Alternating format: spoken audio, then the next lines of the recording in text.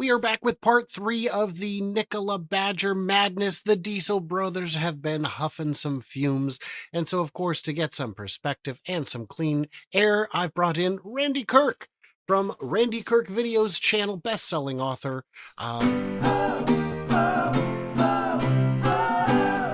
former law student. Do you have a law degree, Randy? I have a law degree, and then I realized that I never wanted anybody to call me a lawyer. So I passed on the whole idea of taking the bar.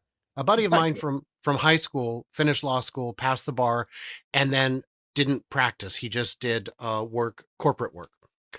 It's the it's still a degree, and it's what he in, wanted to do. in the state of California, taking the bar is about the equivalent of going to boot camp.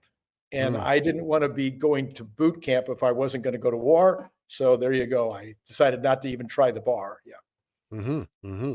And you've never passed a bar since. Yeah.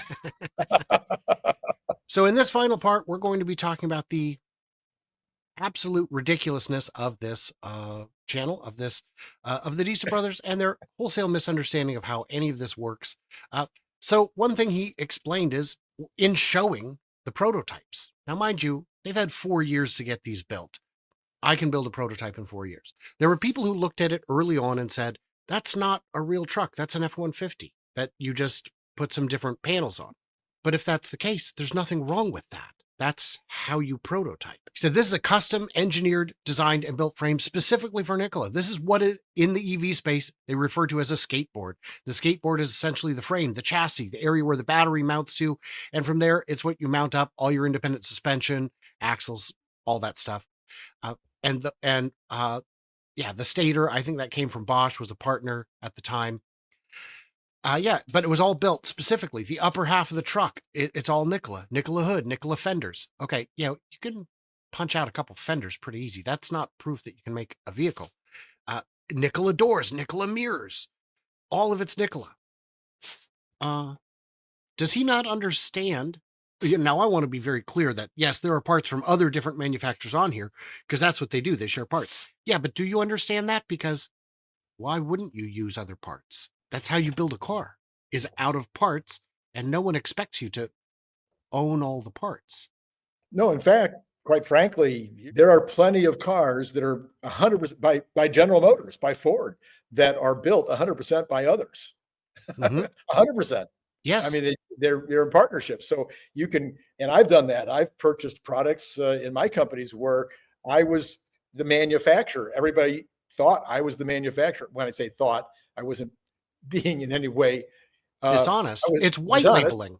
but I was in the position of the manufacturer, but I was buying the product from a domestic manufacturer, from Chinese, from Taiwan, lots of different places, and putting my brand on it. Absolutely. That's what Sears did for a long time with a lot of Absolutely. their electronics, a lot of their goods overall. It's white label manufacturing. It's Right. what the farmer's market does not actually make the jam that you buy, even though That's their right. name is on it.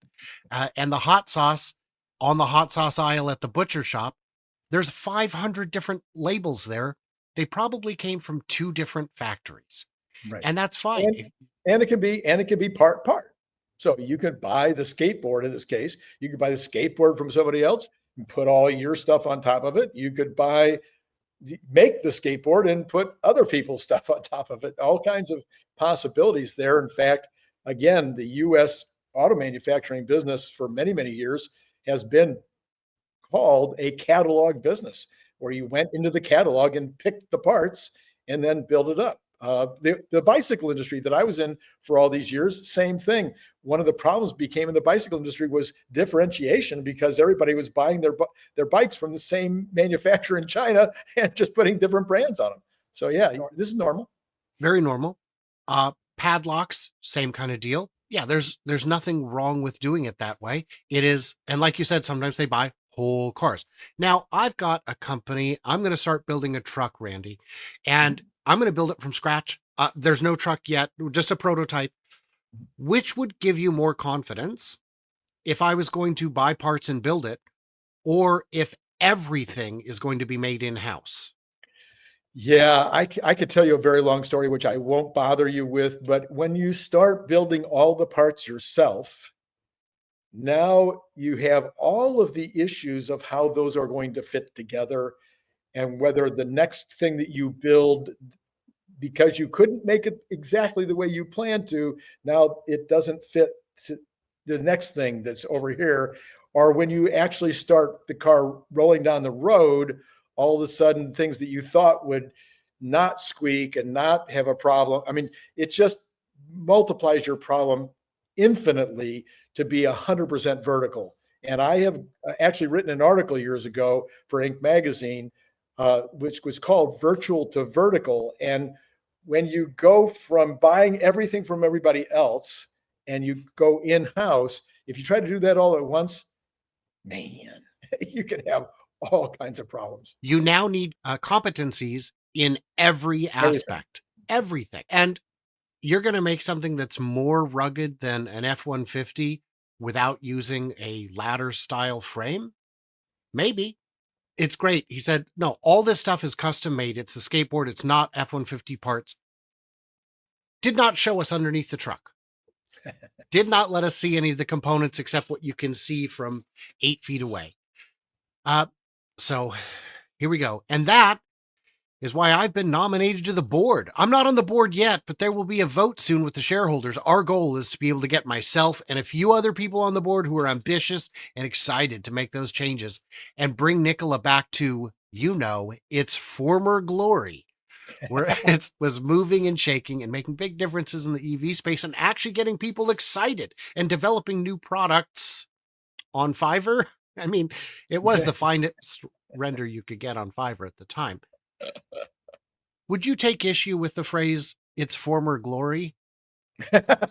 Well, let's just say, lots of people have had former glory. There's some lady in the medical world, her name escapes me right now, who who had some former glory because she was going to change the way that we could diagnose people with just a drop of blood. And she's her former glory right now is she's already sitting in jail because of Yes, Stevie Jabs, I think was her name. Now here's where it gets a little dicey for me.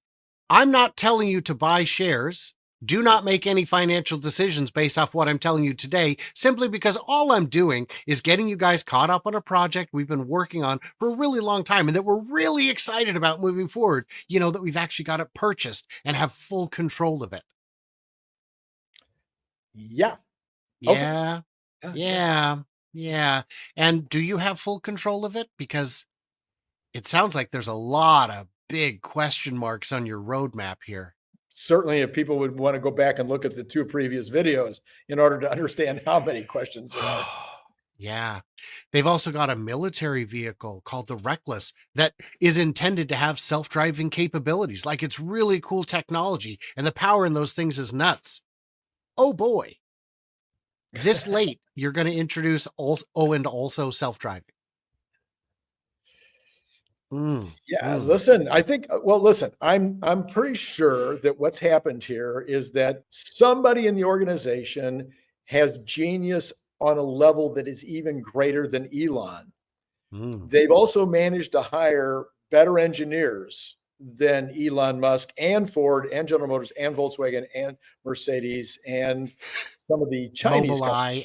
Mobileye and Mobileye and Cruise, and they've managed to do all that in a very short period of time. And so they have core competencies across a broad spectrum of engineering skills, manufacturing skills, and they're going to do all this. It's going to be amazing. I think I want to buy some of that stock. That is not investment advice. Not investment advice.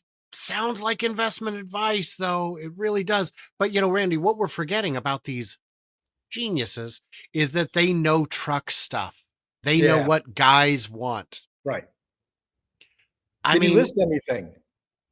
Did he list well, any things that guys want that is not on the Ford 150 or that's not on the Tesla Cybertruck or that's not on the, did he give a nice list? I'd be curious to hear the list of the things that guys want that's not already being done.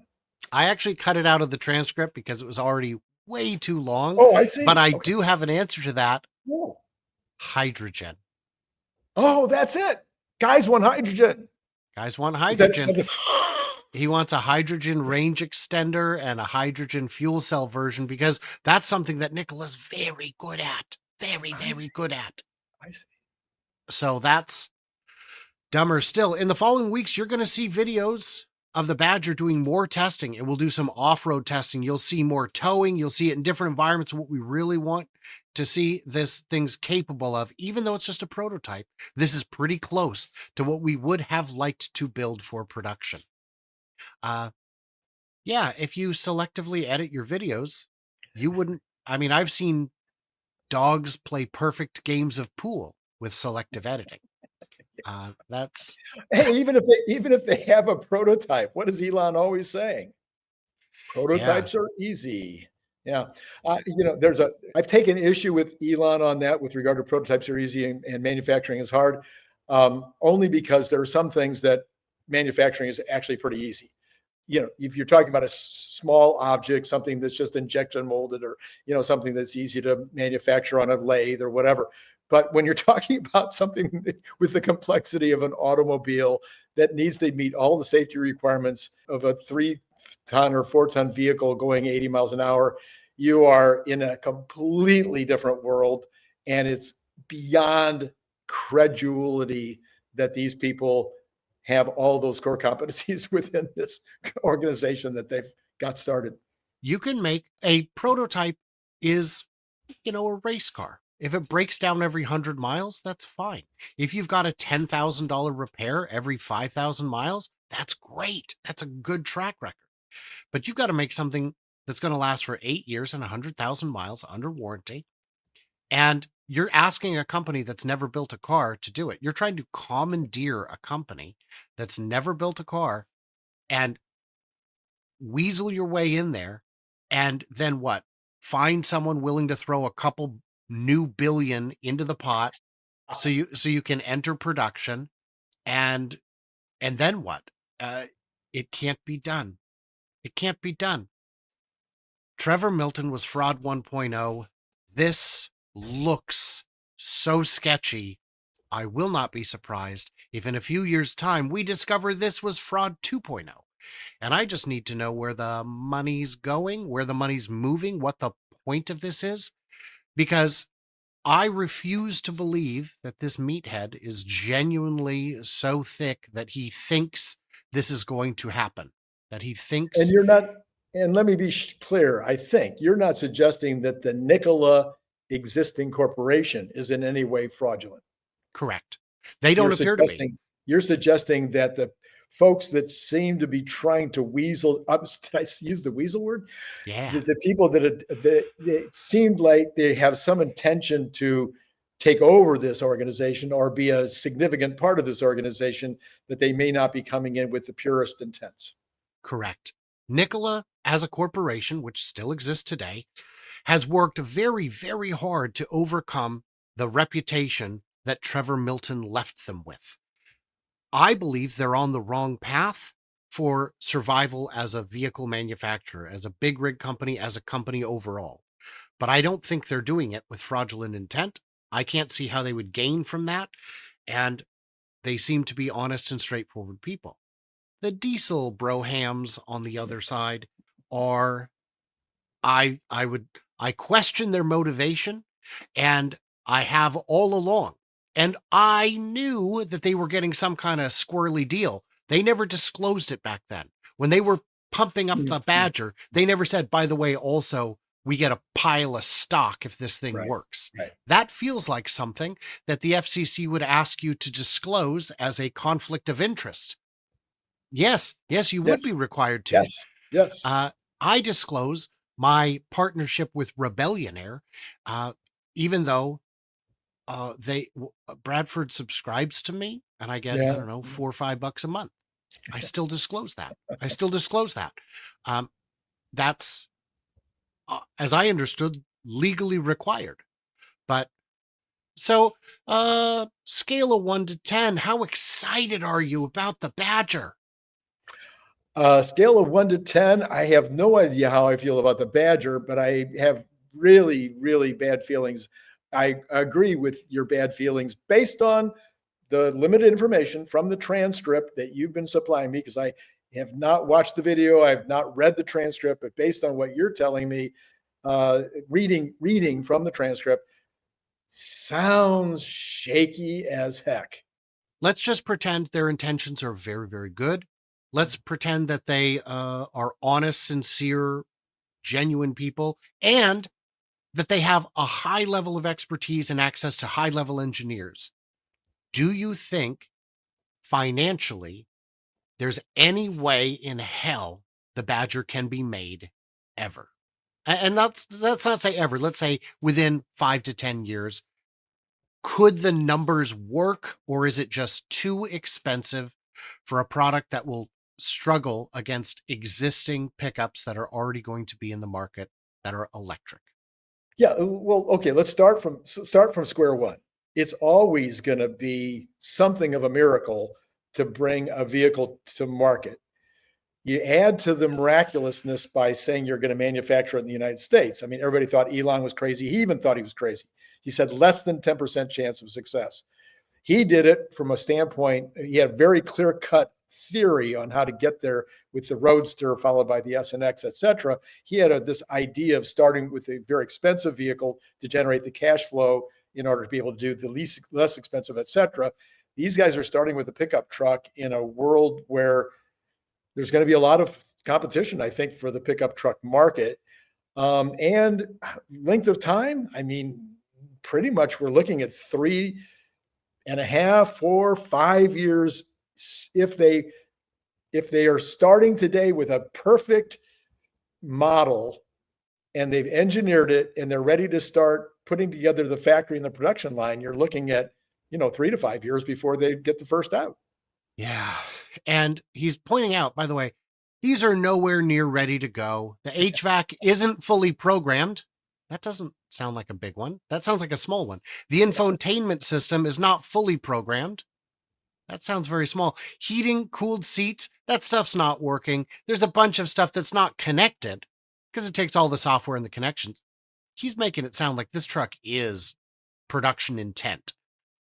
And I'm going to tell you, like you said, if it was production, let's say it is production intent and it's General Motors or Ford or Toyota, it's still 3 years out. Right, right.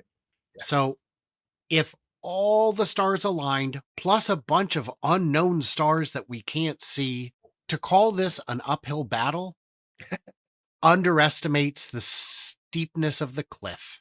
Yes, yes. Well, interesting. How interesting. Well, I don't know whether I wish them well.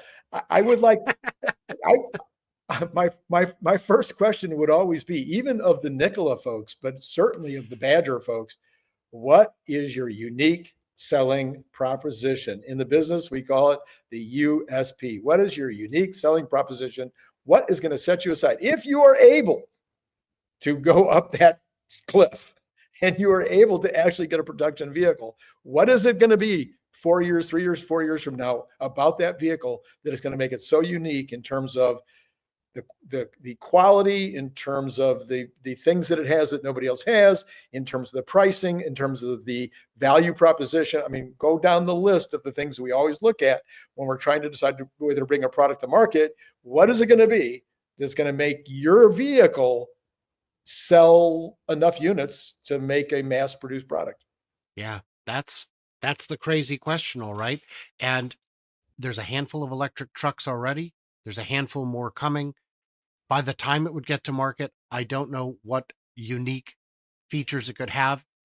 It would definitely be the most expensive one on the market because they don't have economies of scale or a ramped line or a surplus of cash in weight for them to rely on. So they would, yeah, it's a truck. It's a guy's truck. So I don't know, man. Maybe it's got an electric griddle on the bed. The entire bed is ready That's for got to be it. barbecue. That's got to be it. So guys, in the comments, what did we miss? What did we misunderstand? Leave it. Leave it. And if you're a Diesel Bro fan and you just came here to hate on us, go for that too. It's all engagement. It's all the same. And Yeah, if you're persistent enough, you'll end up hidden and then only you will see your comments. And that's great too, because it still counts as engagement and I don't have to deal with you. So that's fun. Do me a favor if you wouldn't mind, head over to the Randy Kirk channel, see what he's up to. He does some pretty good work. The rest of you guys, like, subscribe, do the usual things, bonk some buttons, smash some thumbs, not your own preferably, or those of the folks that you love the most. And stay tuned, stay juicy, and I cannot wait to hear from you clever robots on the flippity flop.